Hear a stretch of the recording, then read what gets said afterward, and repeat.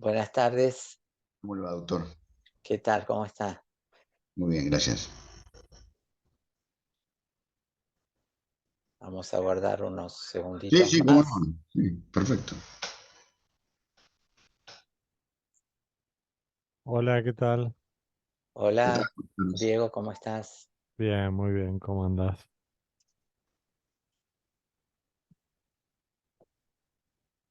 No pude escuchar tu presentación del libro de Gustavo, pero está subido a algún lado, ¿no? Sí, está en YouTube. Ahí el gran expositor era Gustavo. Yo le hacía preguntas y lo presentaba. No, no, pero me, Sí. me, me llegaron muy buenos comentarios, pero bueno, no. Sí, Está en YouTube en la página del Instituto Acton ah, Argentina y YouTube, así que ahí ah, está, ok, está subida. Sí. perfecto. Ahí. Si te llegan las cosas por ahí del instituto, te puedo hacer que te las manden.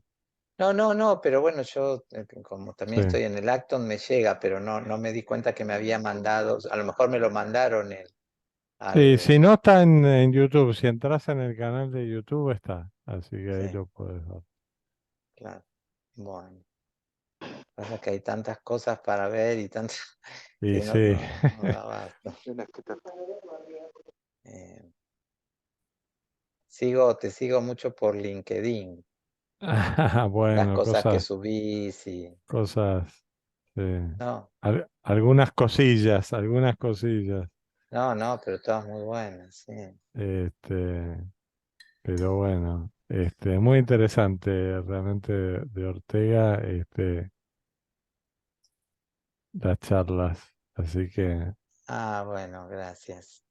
Sí, siempre es siempre un es gusto escucharte. no, siempre es un gusto volver a Ortega. Sí, Lo que ocurre es que a mí en particular estas ocasiones que con motivo de alguna efemérides o alguna actividad, como vos sabés, la Fundación Ortega y Gasset Argentina se dedica a una amplia cantidad de temas, pero siempre, y además tiene todos los ciclos de estudios latinoamericanos con los universitarios norteamericanos y tal, pero siempre reserva alguna semana o algo para alguna actividad orteguiana, porque, bueno, en nombre justamente de Ortega, porque por la fundación lleva este nombre, pero por ejemplo el año pasado se hizo una actividad en la Universidad Católica de Salta, en conjunto entre la universidad y la FOGA, con motivo de los 100 años de España invertebrada.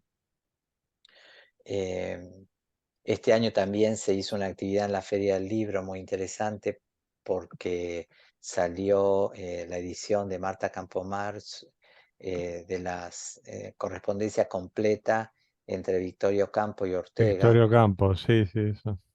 porque la edición que se conocía eran muy poquitas cartas cruzadas entre ambos, pero ahora está la edición completísima, que es un vasto volumen Mm, y la verdad, bueno, yo he leído algunas cartas, todavía no tuve tiempo de leerlas todas, pero muy interesante y de ambos lados, ¿no? Porque para los estudiosos de Victorio Campo, el capítulo Ortega en su claro. vida es un capítulo muy importante. Eh, Vos sabés que y yo tengo el recuerdo porque mi padre cuando era muy joven lo conoció a Ortega cuando vino a la Argentina. ah, Creo que la última vez que estuvo, no sé si fue en el año 39 o por sí, del ahí, 39 al 42. ahí lo conoció, tenía el recuerdo, creo que alguna vez estuvo o tuvo en reuniones, no sé si comidas o etcétera, siempre tenía el recuerdo y tenía obviamente varias de las obras de Ortega, El Espectador, sobre todo, que es la que yo leí. Bueno, en ese caso quizá tu padre haya conocido a un viejo intelectual argentino y diplomático, eh, uno de los fundadores del Instituto del Servicio Exterior de la Nación, con quien yo tuve una relación casi filial de muchos años y que fue el que me llevó por mis caminos orteguianos allá en la década en los años 80 y después en los 90.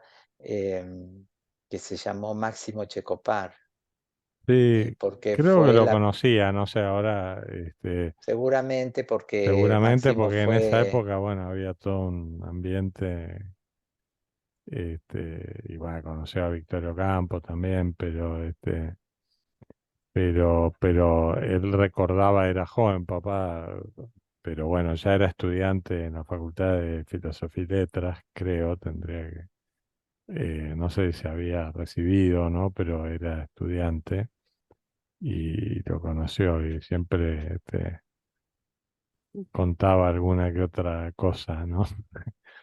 Este, o al propio Perrió, Jaime Perrió a también, Perrió pero lo conocía, sí, ese, eh, sí, sí, bueno, que Ortega le dirige esa carta a un estudiante claro, argentino de filosofía, ¿no?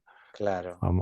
Tan citada, Máximo en rigor argentino. fue una de las personas que más lo trató Mm. acá y de hecho le llevó algunos temas legales y además lo visitaba casi a diario ahí por su departamento de bueno, no era un departamento de Ortega, creo que la renta se la pagaba Elena Sancinena de Elizalde, porque no estaba bien económicamente aquí, ahí en la calle Quintana, de Ayacucho. Quintana, Y sí, hay una placa, creo, ahí, claro, hay un busto también, hubo un busto original que lo robaron, uf, después lo repusieron y lo volvieron a robar, así que la última réplica que se puso parece de bronce, pero es de un material mm, eh, muy sencillo porque, bueno, no se podía. Y hay una placa, efectivamente, ahí vivió esos 3 años durante su exilio argentino y, y tenían con Máximo una suerte de rutina de caminata casi diaria. mm, Así que con motivo de eso, bueno, algunas de las anécdotas de esas caminatas, Máximo las virtió en algunos ensayos. eh, y otras me las contaba a mí personalmente, muy, muy, muy interesante. Seguramente el miércoles que viene, cuando tengan el encuentro con Roberto Aras, van a salir algunos de estos temas relativos a sus 3 estancias en Argentina. La primera muy promisoria, que lo llenó de esperanzas con respecto al futuro de nuestro país, mm. al cual consideraba una suerte de Estados Unidos del Sur y al que Sí, auguraba eso era 1900 y algo, ¿no? 16, 16, bueno. pleno, era la Argentina del centenario. Y bueno, ahí es cuando escribe ese texto lindísimo que uno lo lee y bueno, leído desde hoy es un texto que destila mucha melancolía, ¿no? Porque ver lo que Ortega nos auguraba en el 16 y ver lo que somos es bastante triste, ¿no? Es un texto que se llama Impresiones de la Argentina.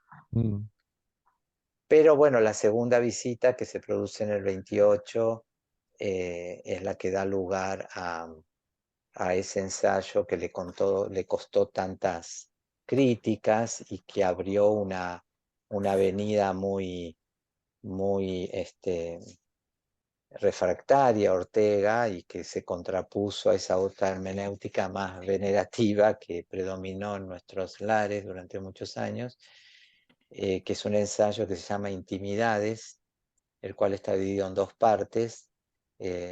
Perdón, saludo a todos, buenas tardes, muchas gracias de nuevo por acompañarnos y a propósito de un intercambio que tuve con Diego Serrano Redonet, estamos ya hablando de Ortega, pero voy a empezar enseguida con el tema propio de esta reunión, pero me refería a que seguramente en esta charla con Roberto Aras van a tener ocasión de eh, referirse a un ensayo que se publica con posterioridad a su segunda visita, que se llama Intimidades, el cual está dividido en 2 partes, La Pampa Promesas y El Hombre a la Defensiva. La Pampa Promesas, que es una especie de lectura de la Argentina asimilada o de la vida argentina asimilada metafóricamente al lenguaje de la Pampa, porque al paisaje de la Pampa, visto como un paisaje que vive de su confín, dice Ortega, ¿no? La Pampa promete, promete, y él se pregunta si no es acaso esencial a la vida argentina ser justamente eso, promesa. Eh, pero promesa nunca realizable en los hechos. Y después la otra parte que se llama El hombre a la defensiva, que particularmente es un texto dedicado al varón argentino, porque a la mujer le dedica otro texto que en realidad fue una especie de conferencia radial en la radio, que se llama Meditación de la Criolla. A mí el texto ese, La Pampa Promesas, la primera parte de Intimidades, me interpela mucho, me gusta mucho. Pero claro, si uno lo contrasta con aquel otro del 16, Impresiones de la Argentina, donde decía que este país tenía un destino peraltado, y claro, hay un cambio muy drástico de su lectura. Y bueno, y en la tercera visita, que es en el 39, que ya no fue visita, o fue visita pero con propósito de establecimiento definitivo después de su exilio, primero en Lisboa y después en París, donde casi se muere como consecuencia de una operación muy grave. Se piensa radicar en la Argentina definitivamente, pero en realidad ese propósito de establecimiento definitivo se frustró por una serie de razones. Y la verdad que no fue bien recibido.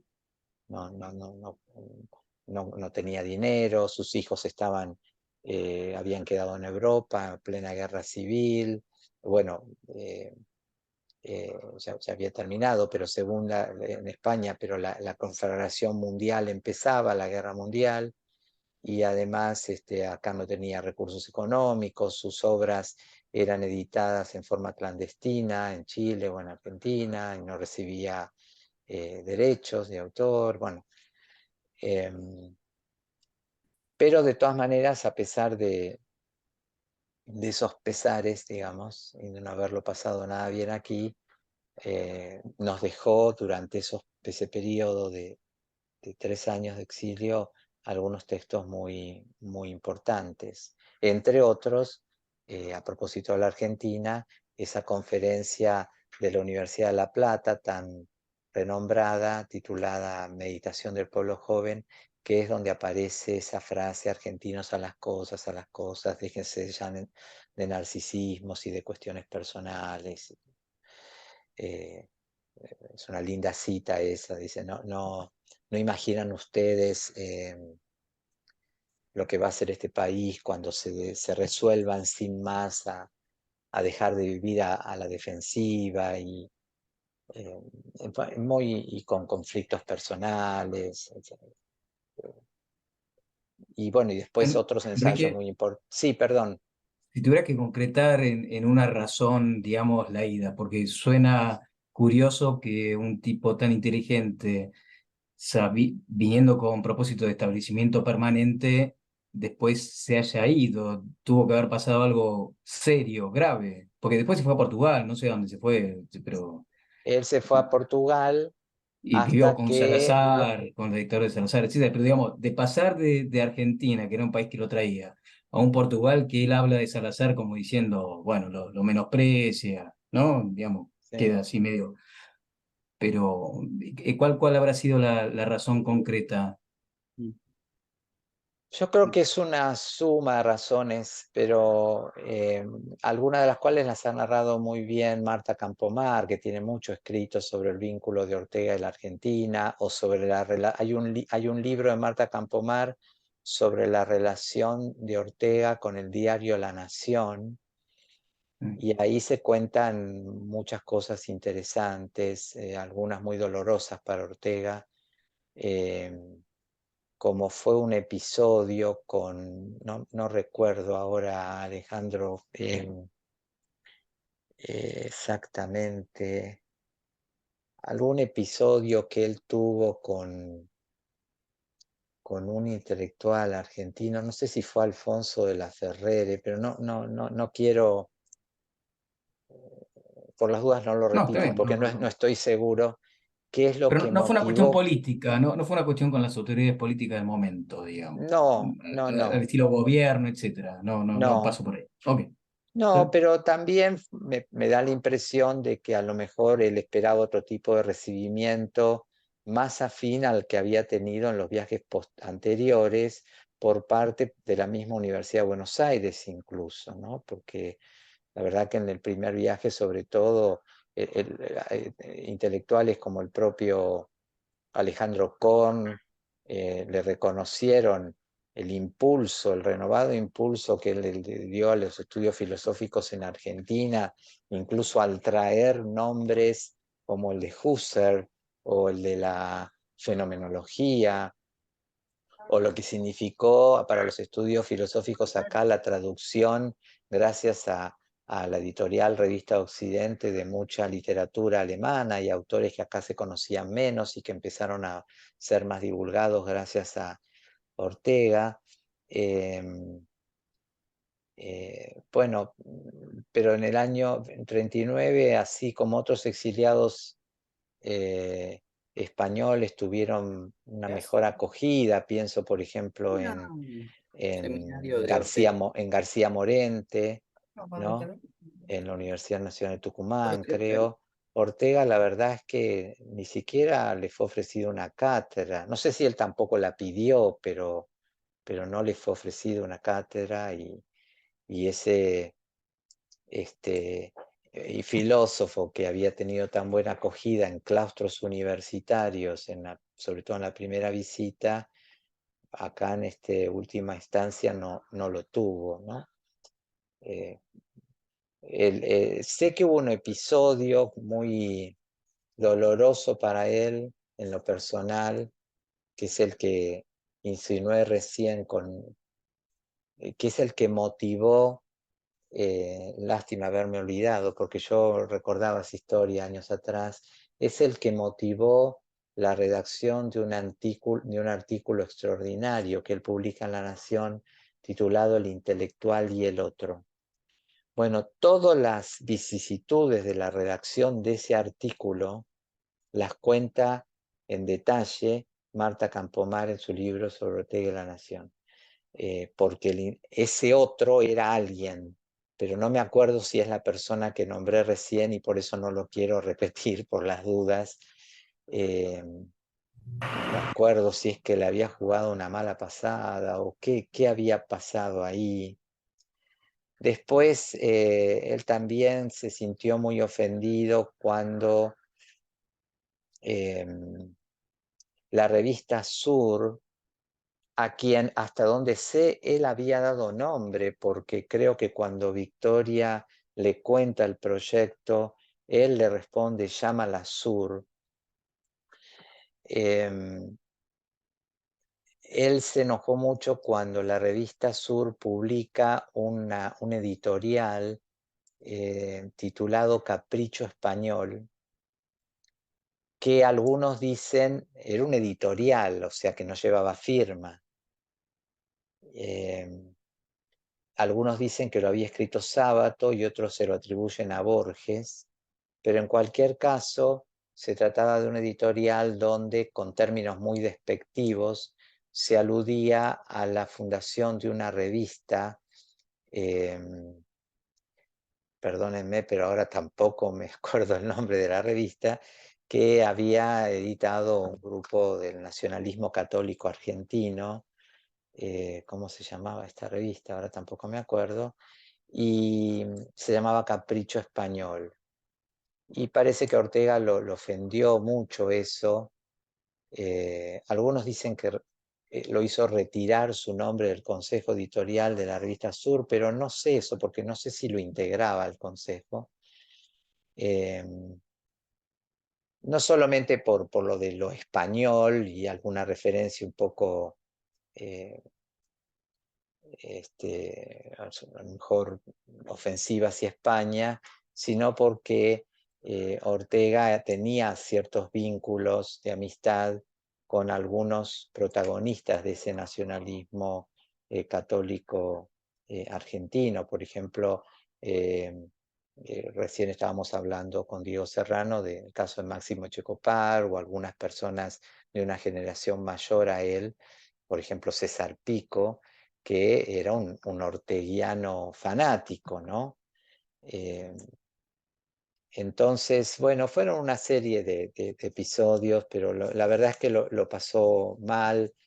Hace años tuve interés en indagar un poco esa historia y volcar algunas anécdotas en un breve escrito en la revista Comunio, pero hay muchísimo escrito sobre eso, sobre las estancias de Ortega en Argentina y sobre todo a propósito de esta instancia final que terminó frustrándose, ¿no? Y la verdad sea dicha, lamentablemente para los que nos gusta Ortega y creo y consideramos que es un autor que todavía tiene bastante que decirnos, en el ámbito, me parece, de la universidad pública, no goza del prestigio que me parece que debería gozar y más bien se lo considera como un ensayista y no tanto como un filósofo, ¿no? Pero bueno, de esto podrán tener ocasión de hablar un poco más con Roberto, que conoce mucho más esta historia y cómo fue evolucionando esta recepción de Ortega en Argentina a lo largo de estos tres viajes, ¿no? Creo que puede ser muy interesante esa conversación. Seguramente me sumaré también el miércoles, si Dios quiere, para escucharlo. En realidad la propuesta, así que perdón Alejandro, no pude responder muy bien, pero es lo que se me ocurre decir. Sé, perdón, que el tema de de que no le llegaran los pagos por derecho de autor, el tema de las publicaciones clandestinas, eso lo afectó muchísimo e incluso le escribió un texto, ahora tampoco recuerdo el título, un artículo sobre esto, dedicado a cómo sus obras estaban siendo vendidas sin su autorización o mediante este tipo de edición. Mi propósito en realidad hoy era cerrar estos tres encuentros con una referencia a la rebelión de las masas, pero no al libro en general o a su tesis principal como crítica a la masificación, al fenómeno de la masificación y a las consecuencias sociales y políticas que tenía, sino más bien con el propósito de inscribir o de insertar la rebelión de las masas dentro de lo que podríamos llamar la evolución del pensamiento de Ortega con relación al liberalismo, sobre todo en un contexto donde el liberalismo ha cobrado renovado impulso, eh, a pesar de incluso de la grieta que la emergencia de una figura política hoy tan relevante ha creado en el seno del liberalismo argentino, ¿no? Porque uno de las, si se quiere, de las paradojas del caso de Javier Milei es que pudo reunir bajo su electorado a sectores sociales o económicos que hasta la fecha habían estado casi incomunicados y que sin embargo al interior del liberalismo argentino, si es que existe tal cosa, ha creado una grieta muy fuerte en la que se han roto casi definitivamente, yo creo sin posibilidad ninguna de recomponerse, amistades de años, ¿no? Entonces, hablar del liberalismo Ortega puede ser interesante, sobre todo porque Ortega en muchos rincones se lo considera como un liberal muy conservador, y la verdad es que no lo fue, o por lo menos en algunas etapas de su vida no, y se suele olvidar que Ortega, como le pasó a muchos liberales consagrados, digamos, tuvo una juventud socialista que lo marcó, yo diría, para siempre, al punto de que cuando se habla del liberalismo político de Ortega hay que hablar de una suerte de argamasa donde se mezclan elementos propios de un liberalismo más político con elementos más afines a una postura, podríamos decir, socialdemócrata, por así decirlo, en economía, ¿no? O sea, Ortega nunca abandonó, como lo vamos a ver, ni siquiera en su etapa más supuestamente conservadora desde el punto de vista liberal, que fue la de la rebelión, nunca abandonó su prédica en favor de un liberalismo que se corriera hacia la izquierda, por así decirlo, en materia económica, ¿no? En ese sentido, hablar del liberalismo de Ortega es hablar de algo que se emparenta a lo que personificaron en el siglo XX. No quiero hacer comparaciones aventuradas, pero más o menos para mencionar casos que tienen un cierto aire de familia, los casos de, no sé, Raymond Aron o Isaiah Berlin o posteriormente Sartori, es decir, intelectuales que fueron liberales en lo político, pero que en materia económica, aun cuando no fueran economistas, consideraban que el Estado no debía renunciar a tener un protagonismo y un rol muy, muy activo. Entonces, ese es mi interés o lo que quiero enfocarme a propósito de esta obra, La Rebelión de las Masas, que es una obra que supone muchas cosas. El otro día yo lo mencioné a Thomas Mermal, este historiador norteamericano de origen húngaro, que escribió la única edición crítica de La Rebelión de las Masas, y en el prólogo a esa edición crítica dice que La Rebelión de las Masas supone muchas cosas, ¿no?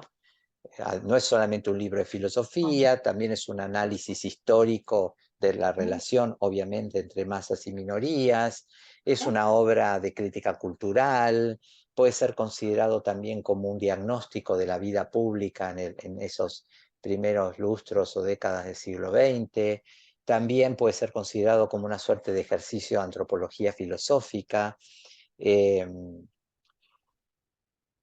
una exploración acerca de la sociedad moderna, una especie de condena muy, muy abierta al nacionalismo, una llamada a la unidad europea, o sea, una crítica al fascismo y al nacionalsocialismo. Hay muchas cosas ahí metidas. En realidad, la exposición mía de hoy no se inscribe necesariamente en ninguna de esas aspectos o facetas, sino que más bien quiero centrarme en la relación entre liberalismo-democracia, que es una problemática que para quien haya leído La Rebelión de las Masas,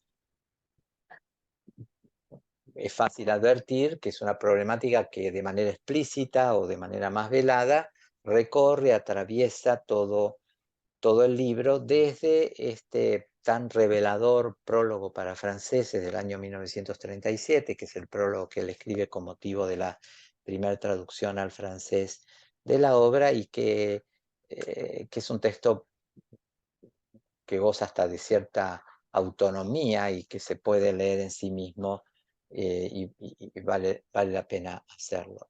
Ahora, para hablar del liberalismo de Ortega y de su evolución, e inscribir las páginas de La Rebelión de las Masas dentro de esa evolución, yo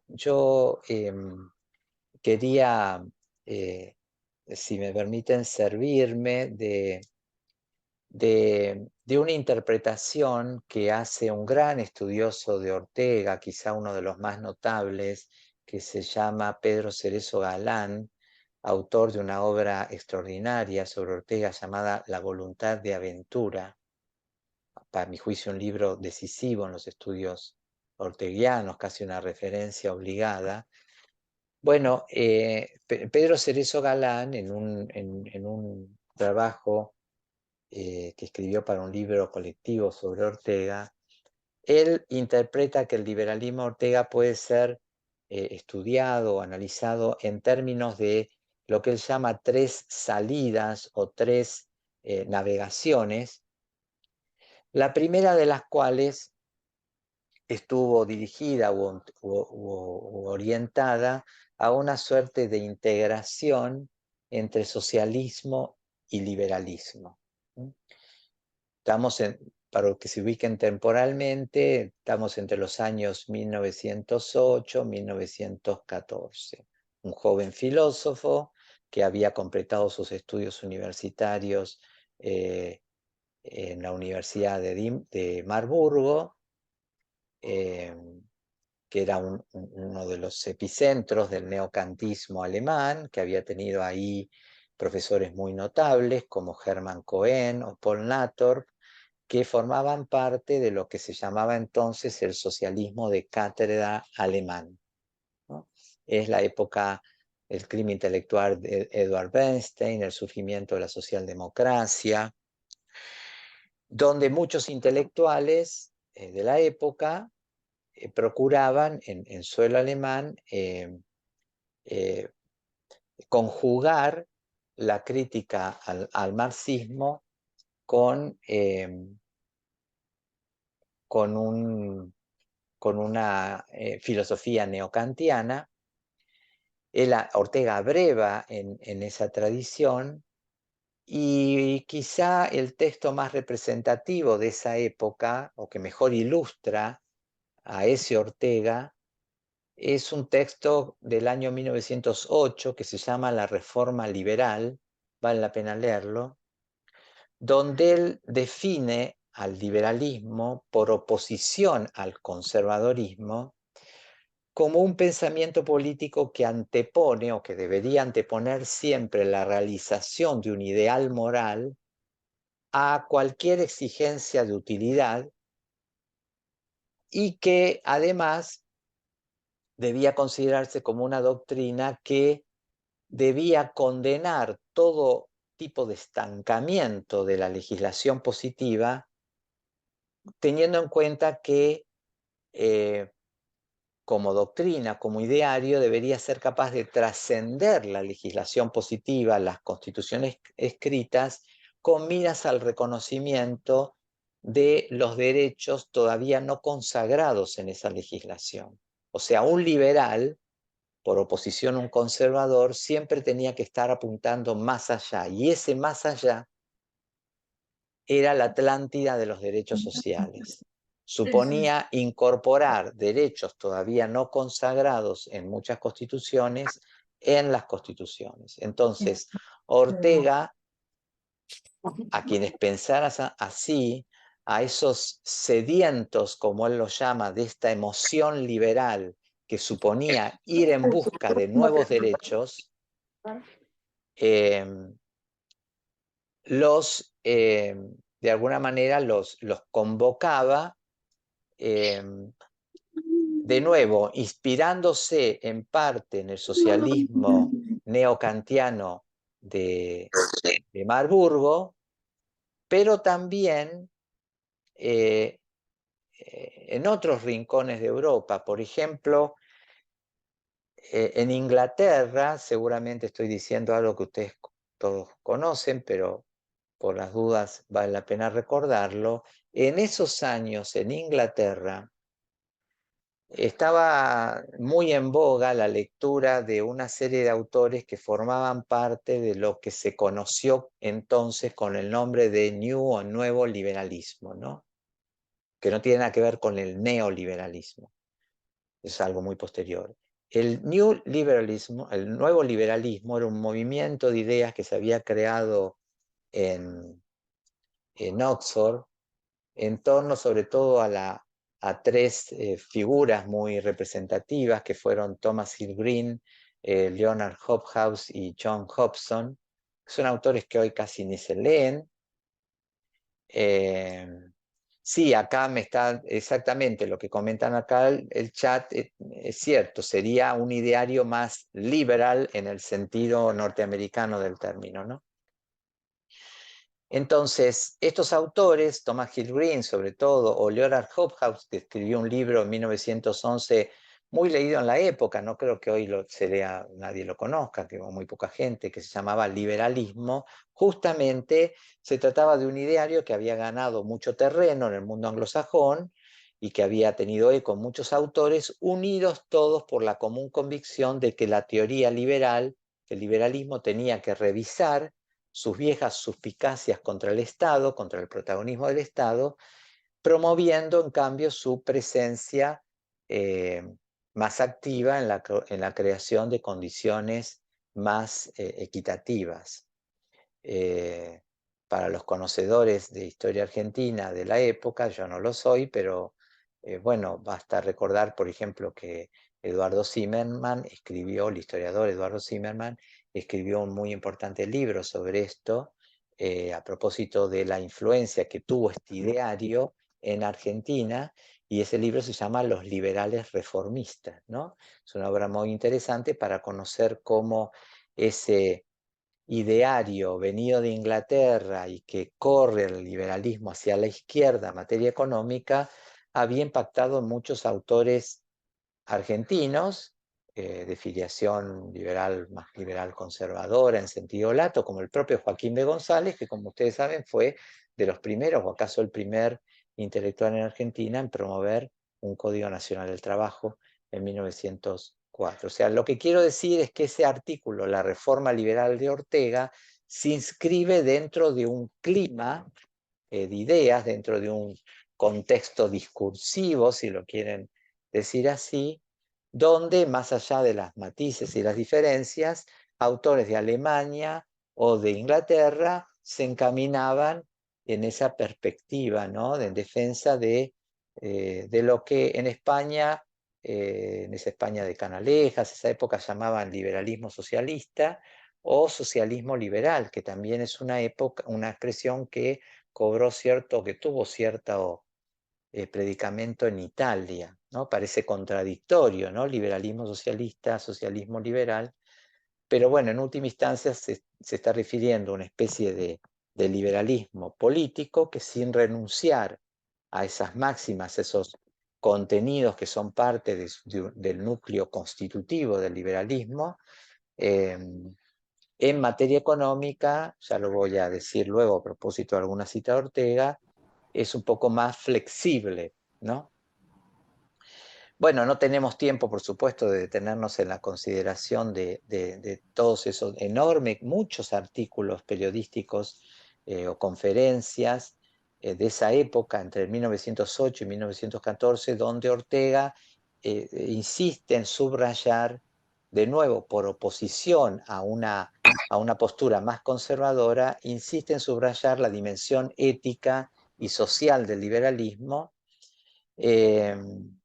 que como una doctrina que debía esperar siempre de nuevas formas sociales, un mayor bien que en las formas pretéritas.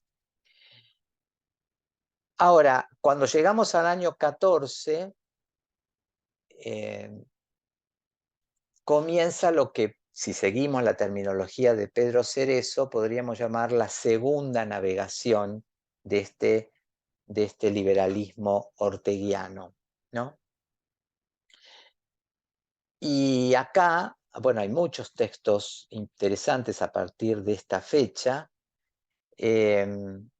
Comenzaría un liberalismo más atado a la filosofía de la razón o a la metafísica de la razón vital. Y se suele considerar que el texto clave como para marcar la frontera aquí es Vieja y Nueva Política, que es una conferencia que él pronuncia justamente en el año 14, donde empieza a oponer de manera muy explícita a Ortega la nación frente al Estado, ¿no? Una sociedad civil que no debe dejarse ver absorbida o asfixiada por el Estado, donde empieza el Estado a tener un papel más instrumental, pero en lo personal, por supuesto, sobre gustos no hay disputas, y acá hay gente presente que conoce más de Ortega que yo, pero hay un texto, si me perdonan porque no soy muy ducho en esto, pero lo había copiado para poder ponerlo en pantalla, voy a ver si me sale. Un segundo, Hay un párrafo, no en Vieja y Nueva Política, sino, a ver dónde mostrar, compartir pantalla. Vamos a ver si me sale, un segundo. Sí, ¿se ve? Que dice todas nuestras potencias de seriedad. ¿Se ve eso? Sí, sí. Ah, ok. Muchas gracias. Bueno, a mí me gusta mucho este párrafo, o sea, para marcar esa, como un punto de inflexión, ¿no? Un cambio de perspectiva que va a ir abandonando paulatinamente esa fe, esa confianza en que desde el Estado se pueden hacer muchas cosas, ¿no? Por la sociedad y esa demanda de un rol más activo, de esa primera etapa de 1908 al 14, donde Ortega incluso llegó a ser miembro del Partido Reformista Español, que estaba al mando de Melquiades Álvarez, donde Ortega no ocultaba su amistad con Pablo Iglesias, a quien le dedicó un muy bonito artículo y a quien llamó el santo laico, ¿no? Pablo Iglesias, el fundador del PSOE. Bueno, entonces les decía, este párrafo no pertenece a la Conferencia Vigenueva Política, sino, hola Roberto, estuvimos hablando sobre vos y anunciando tu llegada el miércoles próximo. Que les invito a compartir, a que leamos, pues muy, muy interesante, ¿no? Dice, es Meditación del Quijote esto. Todas nuestras potencias de seriedad las habíamos gastado en la administración de la sociedad, en el robustecimiento del Estado, en la cultura social, en las luchas sociales, en la ciencia en cuanto técnica que enriquece la vida colectiva. Nos hubiera parecido frívolo dedicar una parte de nuestras mejores energías, y no solo los residuos, a organizar en torno nuestro la amistad, a construir un amor perfecto, a ver en el goce de las cosas una dimensión de la vida que merece ser cultivada con procedimientos superiores. Y como esta, multitud de necesidades privadas que ocultan avergonzados sus rostros en los rincones del ánimo porque no se les quiere otorgar ciudadanía, quiero decir, sentido cultural. A mí me parece un párrafo extraordinario porque resume muy bien ese giro, ¿no?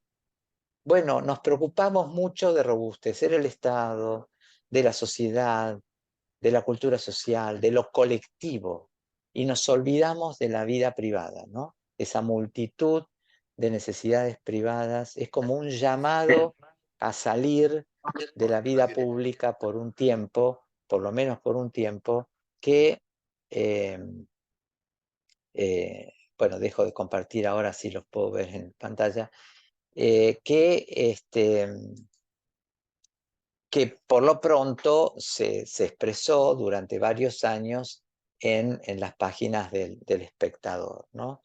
Esto es 1914, al año siguiente, y un poco en la misma vena, hay un artículo de Ortega muy interesante que se llama Libertad, Divino Tesoro, donde él explícitamente confiesa su amargura, su inquietud por el avance de lo que él llama un pensamiento excesivo del Estado y el hecho de que esa Primera Guerra Mundial hubiera encontrado a los europeos o hubiera sorprendido a los europeos con más capacidad, dice Ortega, para ser siervos de sus estados respectivos que para ser dueños y señores cada cual de sí mismo.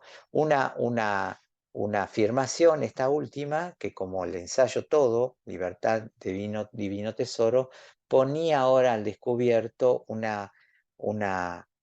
pensamiento de la libertad, una filosofía de la libertad que se inclinaba ahora a ver en el Estado más bien un instrumento al servicio de la sociedad civil y a acentuar la supremacía de los individuos por sobre cualquier tipo de forma de colectivismo emergente, ¿no? Ortega se ve venir una época donde el Estado, la vida pública, lo colectivo, iba a ir cada vez más absorbiendo el dinamismo, la creatividad de la vida privada. Bueno, hay muchos textos que podríamos mencionar en esta misma dirección. Incluso dentro de la página de la serie El Espectador, hay que se extendió por espacio de muchos años, hay un texto muy interesante en el que no tenemos tiempo ahora de indagar, que se llama Ideas de los Castillos, que es una sucesión de artículos bajo esa misma denominación del año 1925, sobre todo para, si alguno de los presentes es un estudioso del liberalismo, en ese artículo puede rastrear muy bien una discusión en la que hoy me parece que nadie se involucra, salvo algún historiador interesado, pero que durante muchas décadas, en el siglo XVIII y en el siglo XIX, había tenido su lugar, que era la discusión en torno a los orígenes de la libertad, ¿no? Y hasta qué punto pensar la libertad en Europa suponía remontarse a un ideario grecolatino, o en cambio, para pensar la libertad a la europea, ese mundo grecolatino no tenía nada que enseñarnos y más bien teníamos que abrevar en otras fuentes que eran fuentes germánicas, ¿no? No sé si alguien conoce un poco esta discusión, pero toda la llamada tradición germanista, que por ejemplo está personificada por Montesquieu en el siglo XIX, o por Renan y Tocqueville en el siglo XX, perdón, Montesquieu en el XVIII, o Tocqueville, Renan en el siglo XIX, o Guizot en el siglo XIX, que es la fuente de mayor inspiración de Ortega en este punto, o no sé, Bertrand de Jouvenel en el siglo XX, o Ortega y Gasset en el siglo XX, es toda una tradición que considera que la idea de independencia individual, la idea de que un individuo pudiera considerarse por fuera de un agregado colectivo, ¿no? Esa conciencia de unicidad que arquitectónicamente para Ortega se expresa, se manifiesta en la figura del castillo y del señor feudal en él. De eso habla este ensayo, Idea de los Castillos. Es una idea ajena al mundo grecolatino y que más bien de inspiración germánica y que había llegado a Europa como consecuencia de las invasiones bárbaras. Entonces, esa serie de artículos, Ideas de los Castillos, se ocupa de este tema. Para esa época Ortega había leído a François Guizot. Ortega admiraba muchísimo a Guizot, como habrán podido ver si leyeron el prólogo para franceses. La primera traducción de la historia de la civilización en Europa de Guizot la manda a hacer Ortega por Revista Occidente y le escribe un prólogo.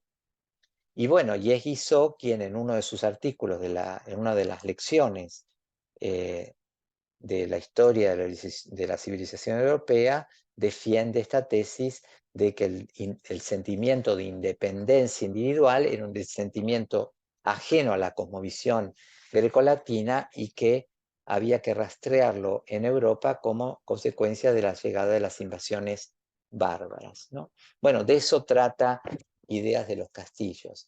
Y también en esta misma dirección, tendiente a cuestionar el avance incontinente de lo público y del Estado sobre la sociedad civil, hay un artículo que se los recomiendo vivamente, que es el que pone fin a la serie El Espectador.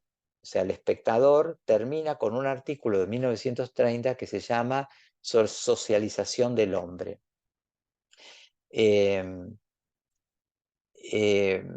Que es donde Ortega justamente cuestiona este avance incontenible de un hombre de la sociedad sobre un individuo que ha perdido esa conciencia de la unicidad, y una época, y donde él denuncia una época donde los europeos parecían o experimentaban una suerte de fruición, dice Ortega, a disolverse en lo colectivo, ¿no?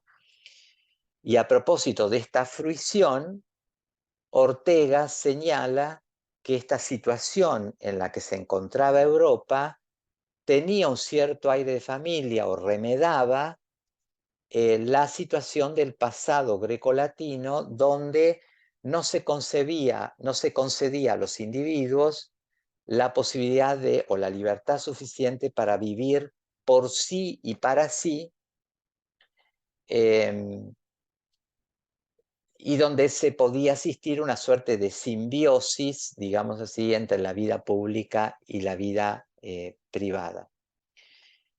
Esta es una tesis muy superada, pero hoy en día la idea de que los antiguos no conocían la independencia individual, la libertad individual, o por lo menos no le asignaban ningún tipo de estatus jurídico, pero todavía en la época de Ortega seguía siendo una tesis muy compartida, digamos. Es la tesis por ejemplo, de Benjamin Constant en su famosa conferencia sobre la libertad de los antiguos, libertad de los modernos, que posiblemente Ortega conociera, porque Ortega conocía a Constant, de hecho hasta tenía en su escritorio una foto del autor y le dedicó a la famosa novela Adolfo de Constant un lindísimo ensayo titulado Leyendo a Adolfo, libro de amor. Ortega conocía mucho a Fustel de Coulanges, que también a mediados del siglo XIX recoge esta tesis acerca de la inexistencia de cualquier noción de libertad individual en el mundo clásico. Quizá les interese, bueno, muchos de ustedes lo conocerán, Diego por lo pronto seguro que sí, pero saben que el último ensayo que escribió en vida Alberdi se llamó De la omnipotencia del Estado. Ese título está inspirado en un capítulo del libro La Cité Antique, la ciudad antigua de Fustel de Coulanges, que Ortega conocía muy bien, y el capítulo se llama De la omnipotencia del Estado, los antiguos no conocieron la libertad individual. Y bueno, de hecho Alberdi cita a Fustel de Coulanges. Lo que quiero decir es que esta idea de que la libertad individual es ajena a la cosmovisión grecolatina era una suerte de leitmotiv que recorrió la literatura del siglo XIX y que estuvo presente en muchos autores hasta que en el siglo XX empezó a ponerse en cuestionamiento a principios del siglo por Jelinek en su Teoría General del Estado, después por Guido de Ruggiero, y bueno, y hoy por supuesto, bueno, ya a fines del siglo XX por historiadores tan importantes como Skinner, etc. Pero en la época de Ortega era habitual que muchos pensadores disociaran el mundo grecolatino del liberalismo, de cualquier posibilidad de considerar que la libertad individual, lo que llamamos la libertad negativa, tuviera lugar en el mundo clásico. Y entonces Ortega dice en este artículo sobre la socialización del hombre que este mundo este siglo XX tan colectivista, tan colectivizado, se parecía más bien a una suerte de rebaño de individuos que marchaban por la vida bien juntos, lana contra lana, la cabeza caída y buscando un pastor o un mastín, ¿no? Que es la tesis, ahí resumida, o parte de la tesis resumida en ese ensayo Socialización del Hombre, que obviamente va a desplegarse con toda intensidad en ese ensayo de serenidad en medio de la tormenta, como llamó Ortega su obra La rebelión de las masas.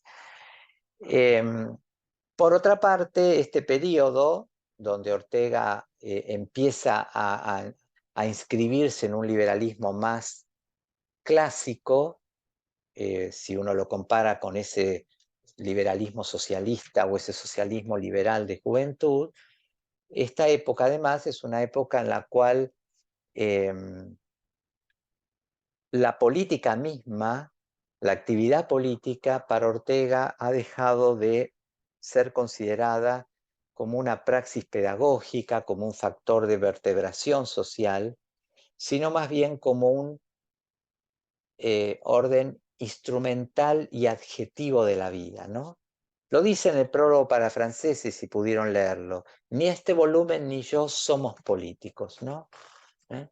La política es algo superficial, pero este libro habla de cosas más profundas que están en el subsuelo de la política, y por eso él dice, mi labor es una labor de una oscura labor de minero, ¿no? Él no se va a quedar en esa superficie. La política, en esta época, Ortega llega a decir, es la superficie, la superficialidad de la historia, ¿no?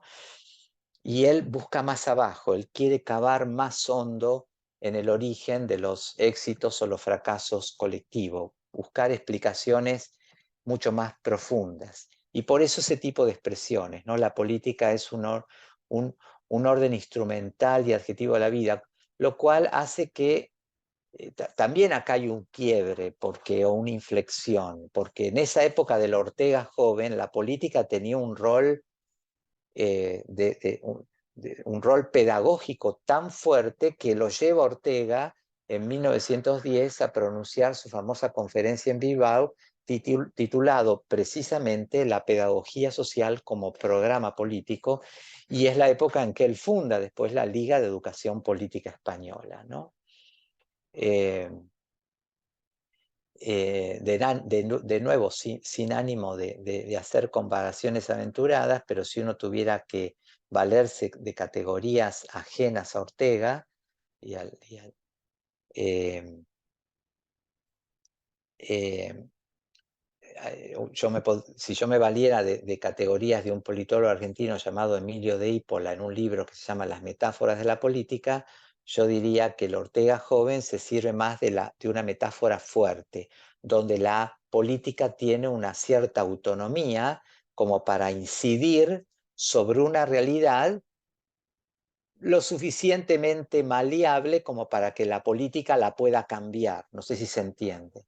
En cambio, la metáfora débil supone hablar de una política que es más subsidiaria de la sociedad, ¿no? Que es más reflejo de la sociedad y no constitutiva de la sociedad, ¿no? Por eso es que cité el otro día esa expresión que le había gustado mucho a una de las oyentes, cuando Ortega decía, si una sociedad va hacia la muerte, no la detendrá en su derrotero un gobierno de arcángeles, ¿no? Es decir, detrás de la política está la sociedad, la política es parte de un sistema social más amplio, ahí hay causas explicativas mucho más profundas, y por eso la insistencia de Ortega en que el problema no eran tanto los abusos de la política, sino los usos, ¿no?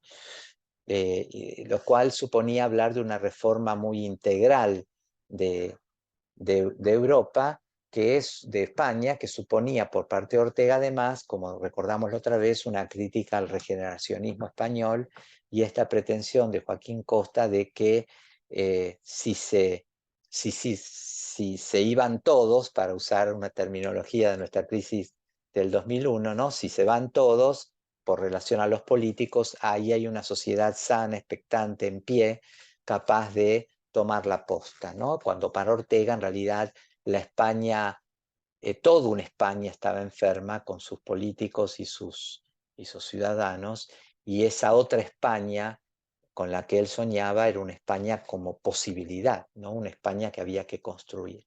Entonces, la política en esta época para Ortega es más bien un reflejo de realidades que le son mucho más sustantivas, eh, y, y entonces, en lo que respecta al orden político, digamos, el pensamiento de Ortega parece desplazarse, de nuevo si nos valemos de las categorías de Cerezo Galán, desde el plano más normativo de un Estado educador, de un Estado socializador, hacia desplazarse desde ahí hacia el ámbito más creativo de la sociedad civil. O sea, el Estado tenía que ser un instrumento de la sociedad, el Estado tenía que servir de órgano para potenciar el dinamismo de la sociedad civil, de una sociedad en posesión de sí misma, y tenía que evitar absorberla, ¿no? O sea, el liberalismo acá estaba para limitar o para pensar cómo limitar el poder del Estado el liberalismo ya en una vena más clásica aparecía definido como una teoría sobre o en torno al gobierno o al Estado limitado.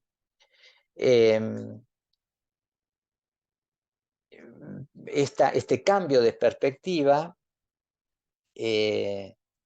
me parece también se refleja en el vínculo que para estas fechas Ortega establece entre democracia y liberalismo, ¿no? Ortega nunca, hasta donde yo conozco, nunca negó, al contrario, siempre subrayó su convicción acerca de la soberanía popular como única fuente legítima del poder. O sea, siempre me parece que los escritos políticos de Ortega fueron refractarios a cualquier tipo de credo que radicase en el poder soberano, que radicase el poder soberano en manos distintas de las del pueblo, pero sin embargo, porque él consideraba, y estoy citándolo, que el pueblo era la única fuente originaria legítima del poder político, pero sin embargo, él consideraba que la democracia por sí misma no aseguraba la limitación del poder y la preservación de los derechos individuales que eran previos para él a toda injerencia pública o del Estado. Entonces, de ahí que uno pueda comprender que en esta época, la época de la rebelión de las masas, de la que estamos hablando, sean tan frecuentes las críticas de Ortega a la estatolatría o la aparición de términos como hiperdemocracia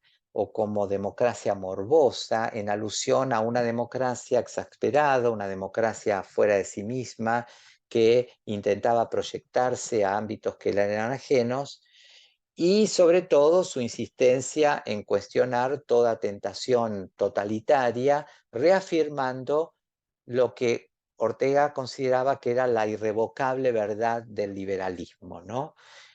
Una verdad que él creía muy instalada en la sensibilidad europea y que por una cronología vital inexorable no podía ser desplazada o suplantada por el antiliberalismo en cualquiera de sus formas, ¿no? El liberalismo había superado al antiliberalismo, ¿no? Y así como el cañón es más arma que la lanza, y lo había superado, bueno, en términos armamentísticos, él creía que el liberalismo había superado al antiliberalismo al vencer a los absolutismos y que por tanto cualquier expresión totalitaria o cualquier tentación autoritaria significaba una suerte de regresión, ¿no?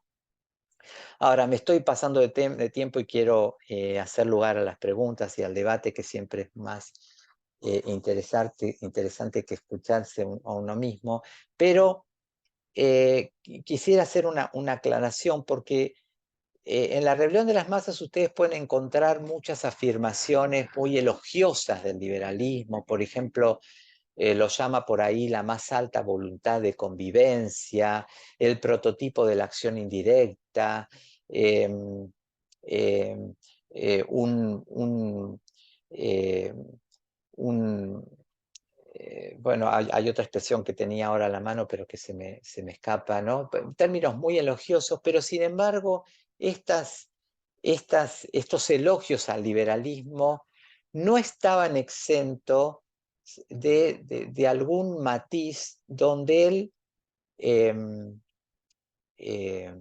insistía en la necesidad de que ese liberalismo, aún con todas sus ventajas, debía, sin embargo, reservar un espacio a lo social y con el cual tenía una suerte de deuda pendiente. Hay otra frase, bueno, voy a perder tiempo si trato de compartirla, a ver, porque la tengo acá separada, pero bueno, no importa, ahora no la busquemos, donde Ortega dice más o menos esto, él dice, el pasado tenía, el liberalismo tenía una razón, y esa razón que el liberalismo hay que dársela para siempre, ¿no? Por los siglos de los siglos, pero no tenía toda la razón, y esa que no tenía es la que hay que quitarle. Y añade que Europa Dice, Europa tiene que conservar su esencial liberalismo, esa es la condición, dice Ortega, para superarlo, ¿no?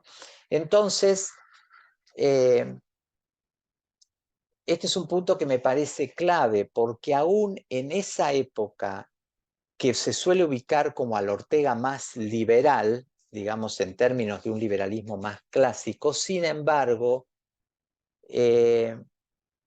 aun cuando Ortega nunca haya expresado muy claramente en esta etapa su crítica contra los detractores colectivistas del liberalismo, esa crítica no significaba por parte de Ortega su renuncia a, a, a,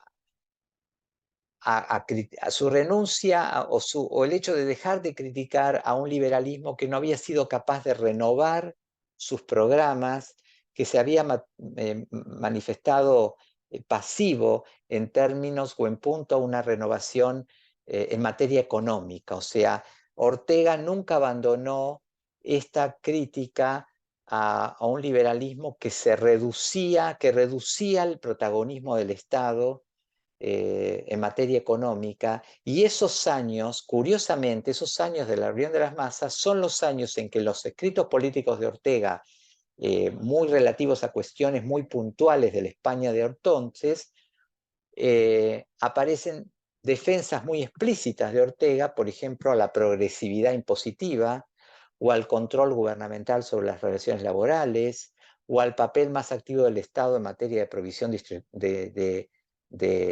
infraestructura, como requerimientos del presente, o sea, y requerimientos que no podían subvenirse desde las herramientas de un liberalismo más clásico, sino con un liberalismo, dice Ortega, de más diestra beligerancia, con un liberalismo menos ingenuo, con un liberalismo radicalmente nuevo, con un liberalismo de nuevo cuño que él creía ver germinar, ver florecer, dice, en la línea misma del horizonte, ¿no? Y acá está la cita que yo quiero hacer como para cerrar y dar lugar a las preguntas, si me aguardan un segundo, que está acá.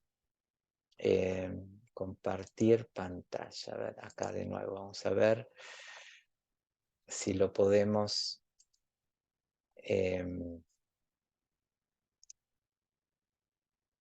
Ay, perdónenme un minuto, pero no soy muy ducho en esto y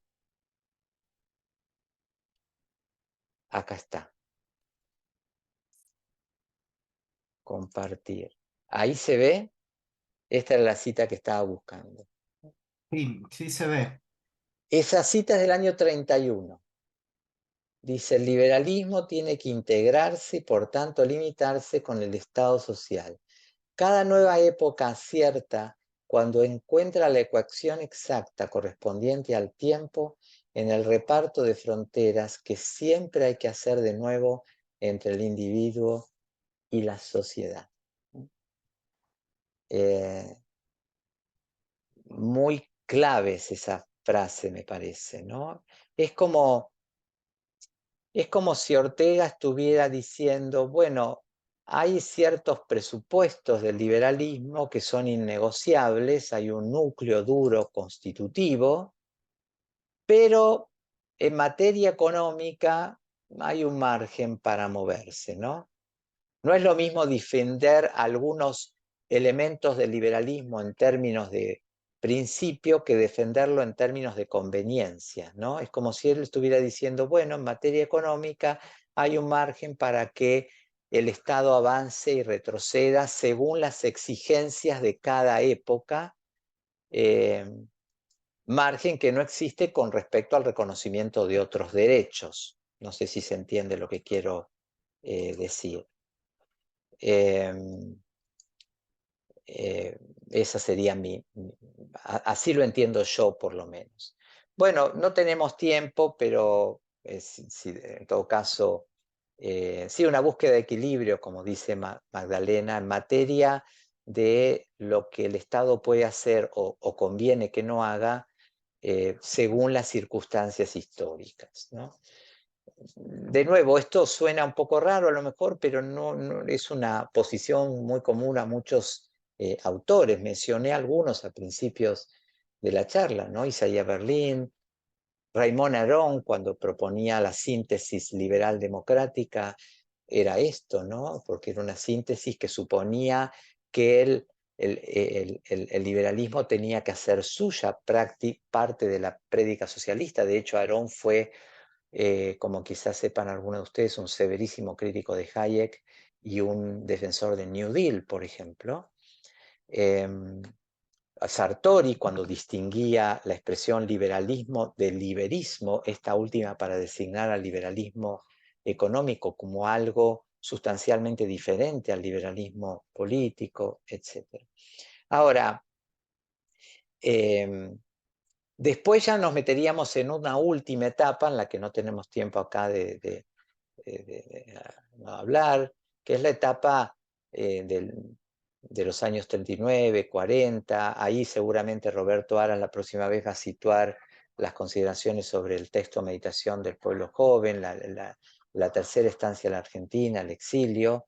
Ahí hay un texto bastante problemático también para terminar de precisar las fronteras, los alcances del liberalismo orteguiano, que se llama Del Imperio Romano.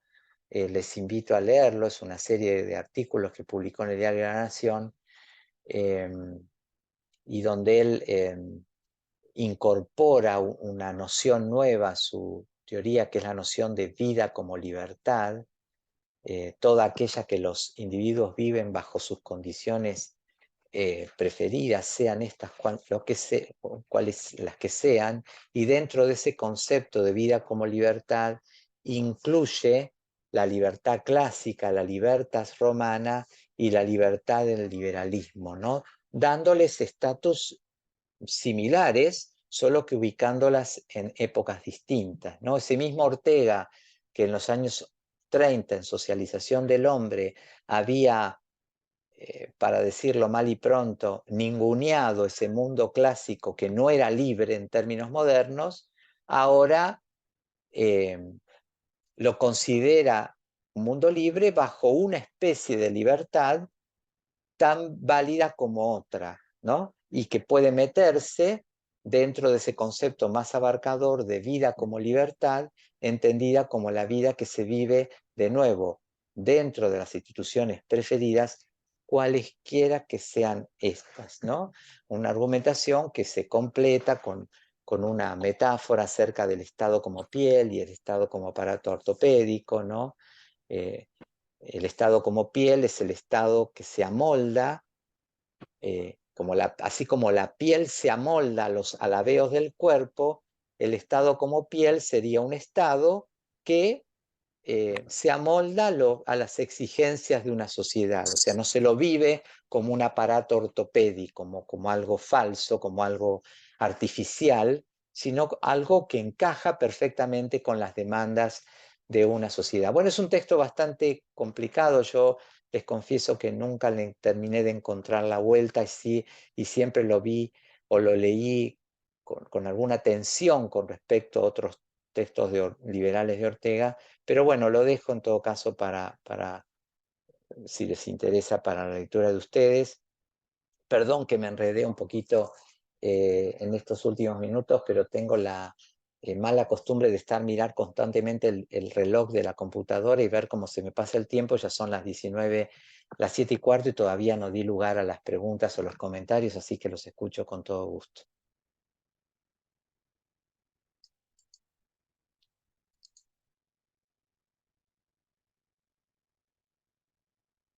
No sé si alguien quiere o hablar directamente para que no pierdan tiempo en escribir. Estoy buscando si en el chat había algo, pero no, bueno, estaba lo de Joshua. Sí, Gabriel. Gracias, buenas tardes.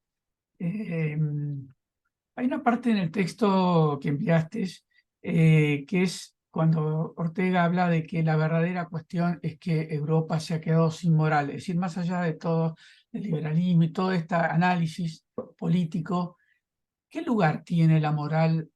Porque veo de que no le veo un lugar importante dentro de este desbarrancamiento, ¿no? Que por supuesto continuó, que no paró. Es como que la moral quedó totalmente en el líder, en el político, ¿no? En la política en general, ¿no?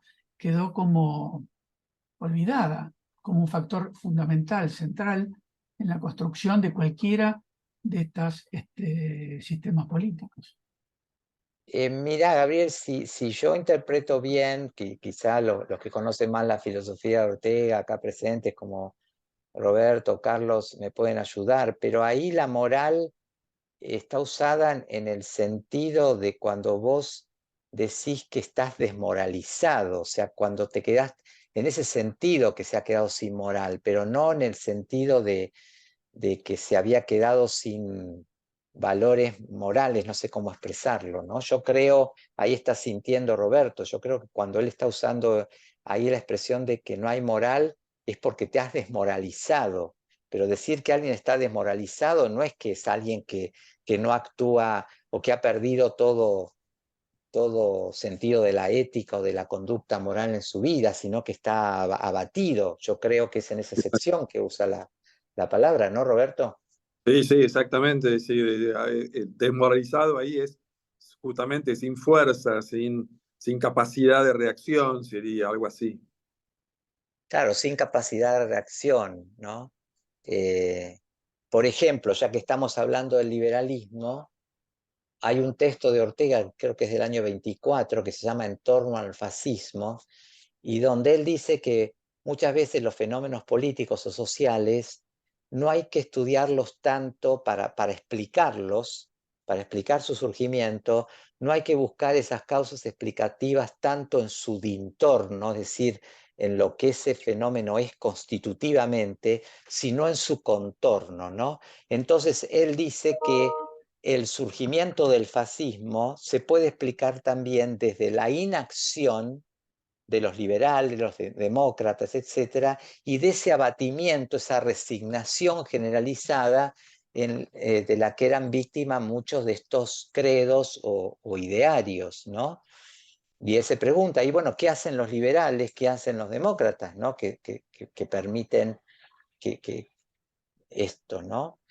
Eh, y que permiten que en definitiva se abra paso una corriente de pensamiento o posturas políticas que hacen en definitiva que esa alta voluntad de convivencia, esa suprema generosidad en el plano político que es el liberalismo para él, puesto que supone la posibilidad que le dan las mayorías a las minorías de expresarse, eh, empezar a ser visto como algo anómalo, ¿no? Si leyeron La reunión de las masas, recordarán ese párrafo, no sé si lo estoy situando textualmente, donde Ortega dice convivir con el enemigo, gobernar con la oposición, no, no parece ser ya incomprensible semejante ternura, ¿no? Una cosa así. Sí, Diego. Sí, Enrique, leyendo La rebelión de las masas, obviamente hoy en el siglo XXI suena muy elitista, ¿no? Por su elogio a las minorías, su crítica del hombre masa, etcétera, obviamente que escribía en otra época. Pero ¿cuál es la relación del liberalismo de Ortega con la democracia y con una democracia abierta a todos, incluyendo a ese hombre masa o, digamos, y como mecanismo de selección de esas minorías de mejores? Pues parece un liberalismo más decimonónico que digamos, más evolucionado en este texto. Yo no conozco la evolución, ¿no? Mira, la palabra de, o sea, es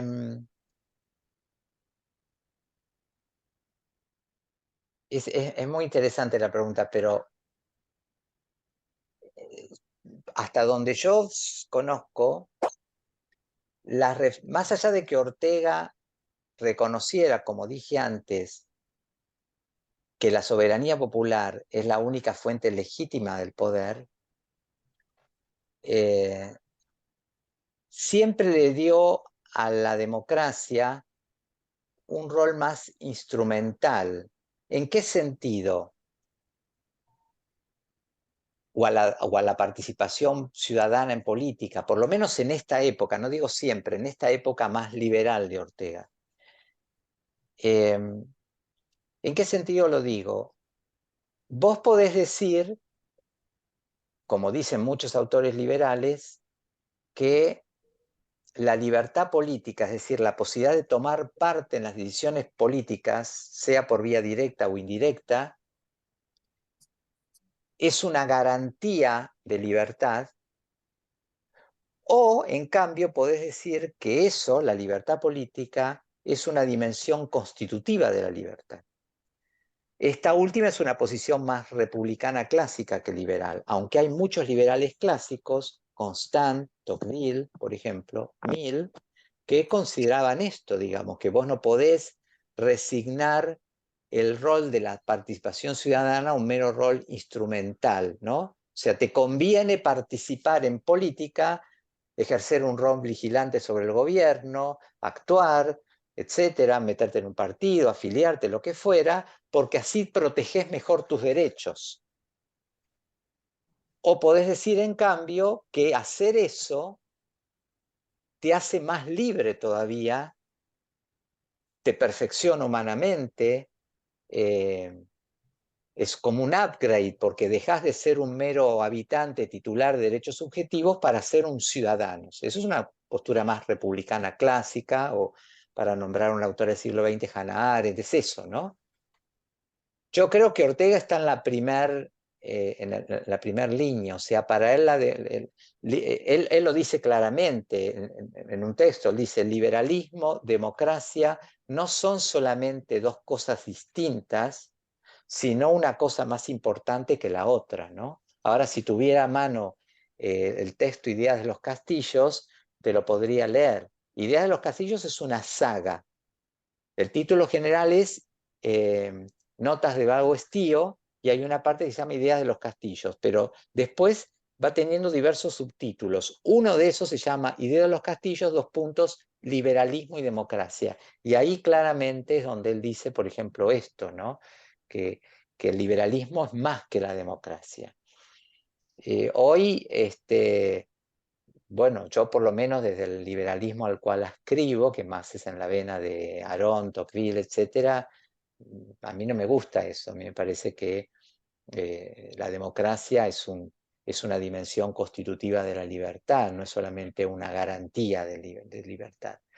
Pero bueno, es parte de la discusión. O sea, la democracia moderna para mí se nutre de tres tradiciones, una tradición republicana, una tradición liberal y una tradición que algunos llamarían más democratista, ¿no? Pero hay tres cosas, ¿no? No sé, así lo veo yo, pero ya que se discute hoy tanto el liberalismo, bueno, es interesante sacar el tema. En el caso de Ortega, te vuelvo a insistir, yo creo que la democracia no tiene el mismo estatus que el liberalismo, ¿no? Si me permitís, Enrique, a propósito de este intercambio, voy a pasar un aviso, una publicidad para la semana que viene, así están todos enganchados. José Luis Villacañas acaba de publicar un mamotreto, diría Ortega, un libro de muchas páginas, titulado José Ortega y Gasset, una experiencia filosófica española. Y ahí tiene lo que, a la luz de estas reflexiones, yo llamaría una presentación escandalosa de la posición de Ortega respecto de Tocqueville y de esta relación entre liberalismo, democracia, que es muy interesante. Y si tenés la oportunidad en algún momento que charlemos sobre esto, a vos te va a interesar sobre todo porque tiene una interpretación de la influencia y de la apropiación o no que hace Ortega de Tocqueville, que me pareció realmente totalmente novedosa, no la había encontrado en ningún otro autor, y, y es bastante escandalosa, ya te digo, porque lo pone Ortega claramente, diríamos, como una persona que puede sacrificar, no tendría problema en sacrificar la democracia, incluso con cierta tranquilidad lo haría, en función de ideas de lo que él llama un liberalismo autocrático. Muy interesante la posición de Villacañas. Ah, bueno, eso es muy interesante, además porque además si vos decís que cuestiona el modo como Ortega recupera o conoce a Tocqueville, me Exacto. podría despejar esa gran duda que yo tengo y que te transmití a vos más de una vez y también a Pepe Lazaga y que la planteé acá al final de la conversación la vez pasada, que es esa afirmación tan curiosa para mí que hace Thomas Mermal en el prólogo a la edición crítica de La Rebelión de las Masas, donde él dice que Tocqueville y Stuart Mill, pero sobre todo Tocqueville, son dos deudas eh, eh, discernibles y sustanciales, dice, y llega a insinuar que es imposible pensar que Ortega hubiera podido escribir la de Reunión de las Masas sin Tocqueville, lo cual a mí, como expresé otra vez, me parece rarísimo, porque la Reunión de las Masas empieza a escribirse, como vos vas a contar seguramente el miércoles que viene, en el año 27, y o sea, ahí la Argentina es parte de ese derrotero, y en esa época nadie leía Tocqueville, o sea, el libro en el cual generaciones y generaciones de politólogos y estudiantes de Derecho Político se formaron estudiando Historia de las Ideas, que es el libro de Sabine, Historia de la Teoría Política, que es del año 37, no tiene no solamente un capítulo, no tiene una nota al pie, no tiene una entrada en el índice onomástico de Tocqueville, como si Tocqueville no hubiera existido, ¿no? Es del año 37. Y el primer libro que se escribe sobre Tocqueville es del año 38. Así que Ortega hubiera leído a Tocqueville. Y como prueba de esto, Mermal dice que el ejemplar de Ortega de la democracia en América está muy subrayado. Pero eso no me dice nada de cuándo lo leyó. Sí, sí, sí, totalmente. Pero así que Está la mención en el prólogo para franceses, ¿verdad? exactamente, en el 37 sí, él lo menciona a Tocqueville, a Thomas Macaulay y a John Stuart Mill, pero al único que cita es a Mill. Cita un largo párrafo que es casi el último párrafo de la introducción, o sea, el capítulo 1 de On Liberty, donde, perdóname Alejandro, un segundo más, donde Mill, eh, eh, habiendo insistido en que el peligro nuevo que se venía no era tanto la tiranía de la mayoría políticamente considerada, sino la tiranía de la opinión pública, que era una tiranía social, esa nueva fisonomía de la servidumbre, como la había llamado Tocqueville, termina diciendo que frente a ese fenómeno de socialización generalizada, donde nadie se animaba a ser auténtico, donde todos se mimetizaban, donde no había excéntricos, donde todos hincaban su rodilla a la costumbre en esa Inglaterra victoriana, etcétera, frente a ese avance incontenible de la sociedad sobre el individuo, solo cabía interponer barreras de convicción moral. Y ese largo párrafo es el que cita, pero a Tocqueville lo menciona nada más sin citarlo. Pero bueno, ahí estamos hablando del 37, 10 años después. Sí. Sí, sí. No, no, después cuando yo te voy a contar vas a ver que tiene una interpretación de la relación de Ortega con Tocqueville muy interesante, Villacañas, en este libro, ya te digo, un libro que ha aparecido hace 2 meses. Uh-huh. Pero bueno, sí, es un liberalismo, bueno, Diego dijo más aristocratizante, y yo creo que esa cuestión de las masas, del hombre masa, a mí en lo personal es la parte que más me hace ruido leída desde hoy, ¿no? Entiendo lo de la vida noble, la vida vulgar, que no es lo mismo mimetizarse, ser una boya a la deriva, ¿no? Vivir en sí mismo un tipo genérico, que hacer de tu vida un repertorio de deberes, de obligaciones. Pero hoy en día, no sé, después de Sandel y su libro sobre la tiranía del mérito, qué sé yo, hay que poner muchos matices ahí, ¿no? No sé, es un tema más complejo. Sí, Alejandro. Sí, solo una duda en función de lo que decía Diego y lo que vos decís de aristocracia, etcétera. Este hombre masa que citan, en algún momento yo me había sorprendido porque tenía la idea de que el hombre masa es el obrero, el que no tenía estudios, etcétera, y sin embargo Ortega apunta a los especialistas, ¿no? A los profesionales, a los universitarios, a la gente que supuestamente conoce y después en forma petulante opina sobre cosas que no sabe, ¿no? Y en ese sentido, la pregunta de, primero, si esto es así, y segundo, si en este siglo incluso más especializado que el anterior, si ese fenómeno no adquiere mayor relevancia, pregunto. Sí, muy interesante, te agradezco. Bueno, efectivamente, sí, Ortega reiteradamente aclara que él no se está refiriendo a los sectores o más desplazados o de menores recursos o al obrero, no, se está refiriendo al individuo medio, al profesional incluso. eh,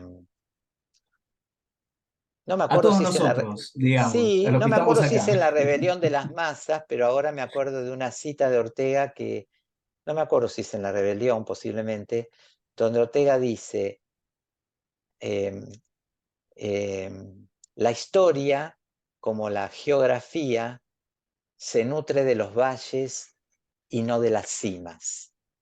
Acá tiene un poco que ver también la cuestión eh, de la docilidad y de la ejemplaridad, ¿no? Porque puede haber ejemplaridad, pero si no hay docilidad por parte de la sociedad de sus ejemplos, no existe ese verdadero mecanismo de crecimiento personal por parte de esos sectores más masificados. Efectivamente, él se refiere al hombre medio, al profesional. El capítulo sobre la barbarie del, del especialismo es muy interesante, de ese individuo que conoce perfectamente su ciencia, pero que es un absoluto ignorante de todo lo que es ajeno a su ciencia, con el agravante de que habla de todas aquellas cosas de las cuales no conoce nada, con la misma petulancia con la que habla de las cosas que sí conoce. Ese es un capítulo que, más allá de la distinción entre masa y minoría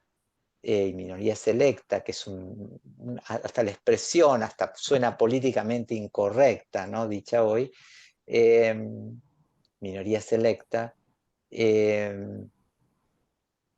es un capítulo que nos interpela mucho, Alejandro, sobre todo para quienes dedicamos la vida a la universidad, porque justamente es un debate hoy muy presente en los debates universitarios, ¿no? La educación profesionalizada vis a vis una educación más integral, qué lugar tienen las humanidades, qué lugar tienen las liberal arts, ¿no? Acá Magdalena está diciendo que esto es algo aplicable, ¿no? Por supuesto, por ejemplo, hay mucha discusión sobre esto, ¿no? El libro de Martha Nussbaum, que se llama Sin fines de lucro, ¿no? Que se pregunta justamente por el rol de las humanidades en en los estudios universitarios, si tienen o no que ser parte de un core de materias más allá de las materias profesionales más específicas para evitar justamente esto. Bueno, en el caso de Nussbaum, además para que seas un buen ciudadano, porque él ya considera que los ciudadanos necesitan, las democracias necesitan ciudadanos ilustrados y por tanto las humanidades a ese fin son muy importantes, pero también diríamos con Ortega para evitar esta barbarie del especialista, ¿no? De este hombre que es eh, pero bueno, es todo un desafío porque hoy justamente el conocimiento se ha ampliado a tal grado que la especialización misma ya supone un itinerario formativo de muchos años, ¿no? Con lo cual, además, añadir conocimientos por fuera de la especialización es más difícil, pero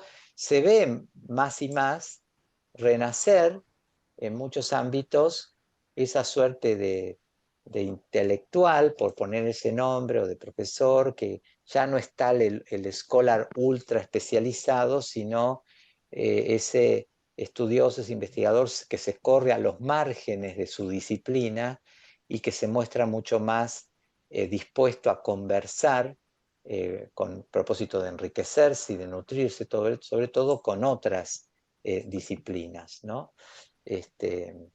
Michael Oshot, por ejemplo, tiene escritos muy interesantes sobre este punto,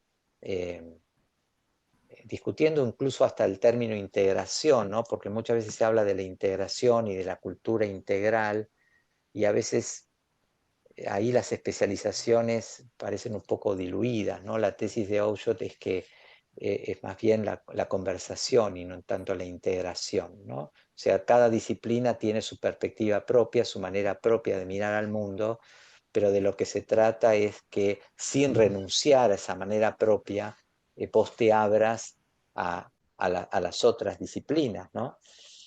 Así que ese capítulo sí es muy interesante, gracias por recordarlo, Alejandro. A mí lo que me resulta un poco incómodo es esas categorías de hombre masa, minoría selecta, pero bueno, también hay que ponerlas dentro de un contexto discursivo, ¿no? Piensen que estamos en la época de Gaetano Mosca, de Wright Mills, de Robert Michels. La idea de la minoría era una idea, hay un libro de los años 80, pero muy interesante, de un querido amigo de Roberto y mío, Ignacio Sánchez Cámara, que se llama Ortega y la teoría de la minoría selecta. Minorías selectas. Sí, Exacto. que justamente lo que hace Ignacio Sánchez Cámara, que fue su tesis doctoral, es inscribir esta categorización de Ortega, masa-minoría, en un contexto discursivo donde otros autores de la época, coetáneos o contemporáneos de Ortega, traían el tema de las minorías dirigentes, ¿no? De la clase política en Gaetano Mosca, por ejemplo, es la época de Pareto. Y con respecto a la masificación, lo mismo. O sea, yo creo que Ortega hace bien en reconocer que él no está hablando de nada que no hubiera sido anticipado, ¿no? Y está rindiéndole tributo en el prólogo para franceses a todos aquellos autores que en el siglo XX, en el siglo, perdón, XIX, se habían visto venir este fenómeno que él estaba describiendo, y por eso lo nombra a Mill, lo nombra a Thomas Macaulay, lo nombra a Tocqueville, lo nombra a Nietzsche, y no me acuerdo a quién más, no sé si es Spengler o no me acuerdo, ¿no? Y bueno, y obviamente en esas primeras décadas del siglo XX, como todos ustedes saben mejor que yo, no solamente estaba la reunión de las masas, también estuvo la psicología de las masas de Gustave Le Bon, también después va a estar el libro de David Riesman sobre la muchedumbre solitaria, y después vendrán las novelas de Aldous Huxley, digamos, eh, eh, una de las cuales, recuerdo, yo leía mucho Huxley cuando era joven, una de las cuales, no me acuerdo si era viejo Moro el Cisne, empezaba con una frase muy fuerte, ¿no? Decía, la humanidad de las personas es inversamente proporcional a su número. Bueno, esa frase habla de un clima de ideas propio de la época, ¿no? De una época que, que le tenía mucho miedo a la masificación, a la socialización del hombre, a la publicación de la vida, como la llama Ortega también en ese ensayo. eh, eh, Y no te olvides de socializ- José Ingenieros con El hombre Ah, mediocre, ¿no? bueno, el hombre mediocre, José Ingenieros, por supuesto, ¿no? Eh, esta idea creo que está ahí en socialización del hombre en Ortega. eh, bueno, no me acuerdo si está ahí ahora, a lo mejor estoy diciendo algo equivocado, de la conciencia de la vida como unicidad, ¿no? La vida como unicidad, ¿no? Eh, a uno, ¿te acordás la cita Ortega?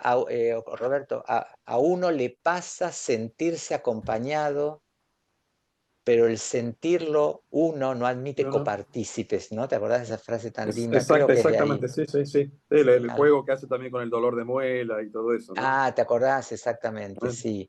Sí, sí, cada cual tiene que vivir su propia vida, ¿no? Sí, apurarla con sus únicos labios, como una copa que está llena de lo dulce y de lo amargo. Y ahí dice después, a uno le pasa ya se acompañado, pero ese pasarle a uno no admite copartícipes. Eso es lo que él llamaba la vida entendida como conciencia de unicidad, ¿no? Y bueno, por eso esta fruición en diluirse en lo colectivo que él denuncia en Socialización del Hombre, este individuo que marchaba como rebaño, ¿no? Lana contra lana y la cabeza caída, como citamos antes, buscando un pastor y un mastín, es muy atinente, muy oportuna para esa época, ¿no? No digo esto con ánimo de restarle originalidad a Ortega, pero bueno, él mismo decía, pensar en dialogar con la circunstancia es la reacción de un pensador a una realidad, a una circunstancia a la que su obra está irremediablemente adscripta, y bueno, parte de esa realidad, de ese contexto, era un contexto discursivo, digamos, había temas en la época que muchos autores más o menos compartían, ¿no? Como Tocqueville y Mill, que eran coetáneos, tenían meses de diferencia, compartieron el tema de la crítica a la tiranía de la opinión y al verse venir este fenómeno nuevo, donde la opinión pública, como explica bien Habermas en el capítulo que le dedica a ambos en el libro Historia y Crítica de la Opinión Pública, la opinión pública había dejado de ser un baluarte frente al poder, el ámbito al que el intelectual del siglo XVII o del siglo XVIII, el Milton del XVII inglés o el Voltaire del XVIII francés se dirigían para oponerse al poder, había dejado de ser eso para convertirse en un factor mismo de poder, pero ya no de poder político, sino de poder social que asfixia, que no, que no deja expresar la vida auténtica, ¿no? Eh, y que se mimetiza, ¿no? Así que, bueno. Bueno, Roberto, tenés un público muy exigente, te aviso. sí, sí, sí, me Eh, dejás, como dicen, me dejaste la vara muy alta, ¿eh? No, pero tenés un público muy exigente, el lector de Ortega, así que guarda con meter la pata, porque Sí, sí, sí, no, no. porque son, este, eh, hay que venirse preparado. Carlos, sí, querías decir algo.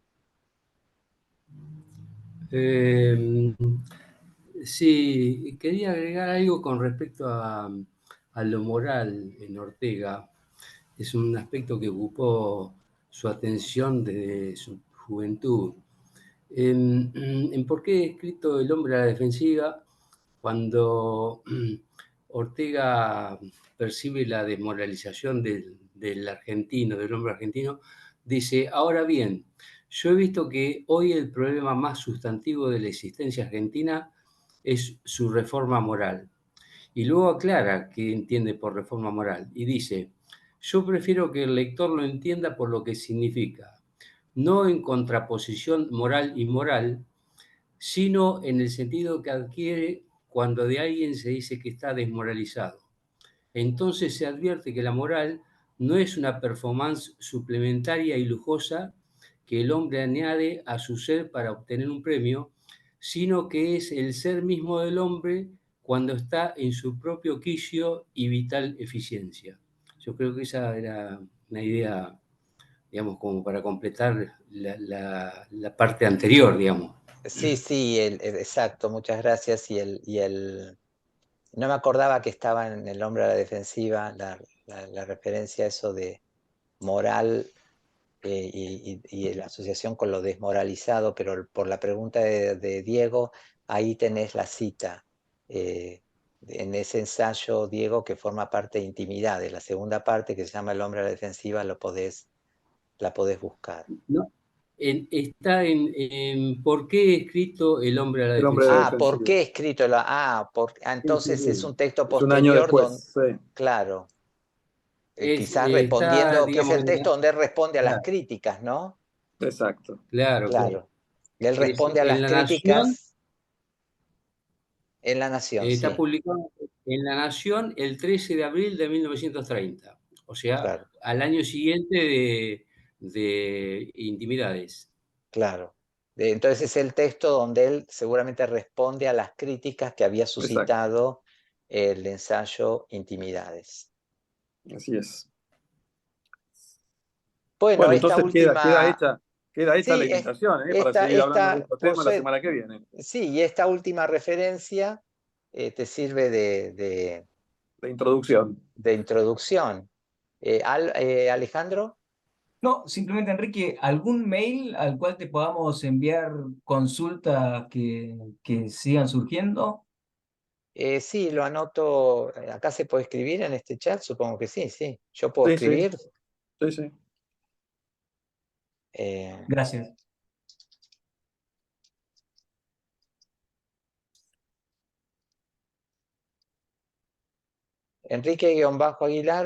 Enrique-aguilar@uca.edu.ar. Bueno, las agradezco mucho. Seguramente estaré presente también para escuchar y aprender de Roberto el miércoles. Y bueno, muchas gracias por la asistencia, la fidelidad, las preguntas, los comentarios. Espero que haya servido. Siempre me pasa lo mismo, a pesar de que ya son 3 reuniones, no terminé de aprender y al final me enredo por querer meter una cantidad de cosas en los últimos minutos, pero bueno, nos Muy bien. vemos entonces. Muchas Chao, gracias. hasta la semana que viene. Chao. Gracias. Gracias, hasta luego. Chao, buenas noches.